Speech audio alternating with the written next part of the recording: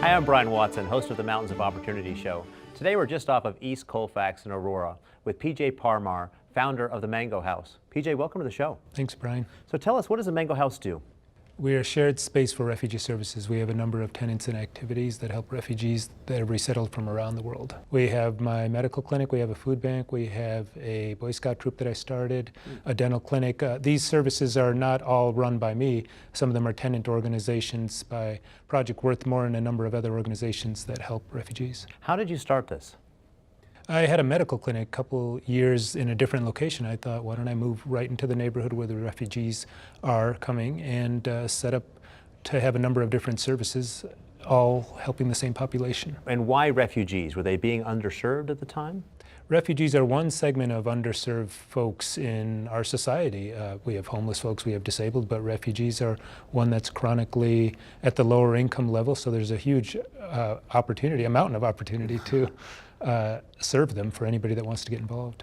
And in terms of the medical care they can get here, what does that look like? What services are provided to them? We're a full-service family practice medical clinic, so what we can't do, we can help you find an answer to. So it's my understanding that Denver has one of the lowest rates of acceptance for Medicaid, specifically with private doctors. Tell us about that.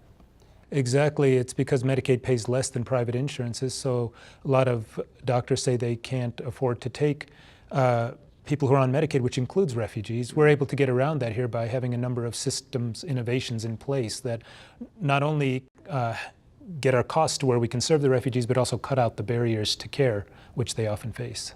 So when you came up with this concept, were you following another model, or did you develop this from scratch yourself?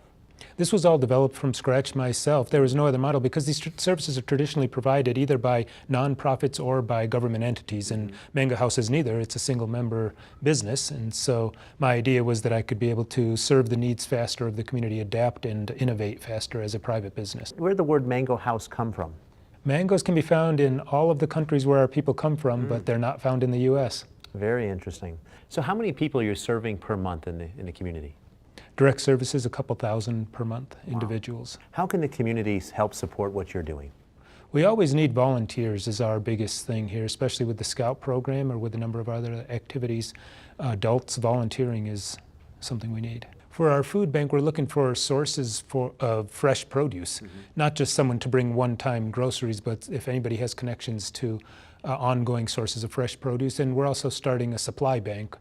We already have one in one of our entities, but if anybody wants to find sources for donations of toiletries or clothing or other household goods. What would you like your legacy to be? I think my biggest legacy won't be just Mango House. I would hope to be able to inspire other people to different levels of service, whether that's giving in a small way or being able to start their own endeavor. Wow, truly transforming lives. Well, if we can help, we do it. Well, PJ, we really appreciate all the great work you're doing in our community. Thank you. Thanks, Brian. Appreciate it. Visit OpportunityCoalition.com for more interviews and local events you can attend.